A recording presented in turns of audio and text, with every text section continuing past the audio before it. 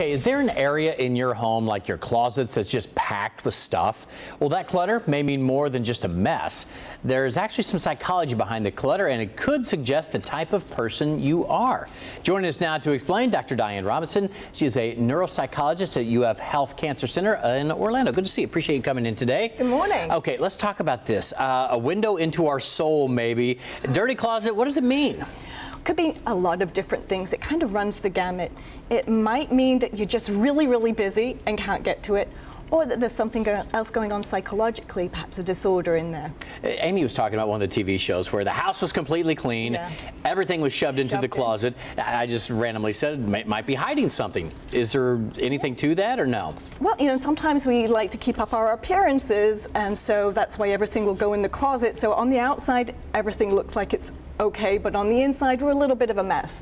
So there probably is something to that. There might be something to that. You know, on the clinical side, we see these TV shows about hoarding right now, and I don't know that people really realized how big of an issue that was and the problems associated with that. It's a real problem, isn't it? Oh, absolutely. It's now actually a disorder all by itself. In the latest diagnostic manual that comes out, the sort of our Bible that we use for diagnosing folks, it now stands alone as one of the disorders. So it affects about 2 to 5% of the population. I know a lot of people on the outside would say, just clean up the mess, but for these people, it's not that easy, is it? It's really... What is it? Why are they keeping all this stuff? Well, you know, it really is hanging on to something, and there's several different reasons. It could be that we're holding on to a past version of ourselves. We just can't let that part go, and those clothes, that clutter represents that self.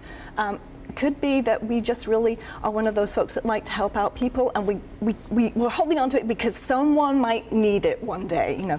But I've seen in some of these shows, I mean, who knows how accurate they are. First of all, people emotionally attached to all this stuff they're hiding in their house, in their closet. But when they're finally able to let it go, it's a freeing experience. Why is that? Why does cleaning out the clutter, whether you're a hoarder or not, really help you? You know, part of it is that you're finally facing those issues. So to be able to get there, if this is a serious problem, to get to the point where you can deal with it, it means that you're finally bringing all those emotional, you know, skeletons that we've had and just letting them go. I feel like I may start a fight here at some people's houses, maybe mine, but a lot of the stuff that we keep, you know, old mementos, your spouse may say, why do you really need this trophy from 1986? How do you counsel couples through something like that?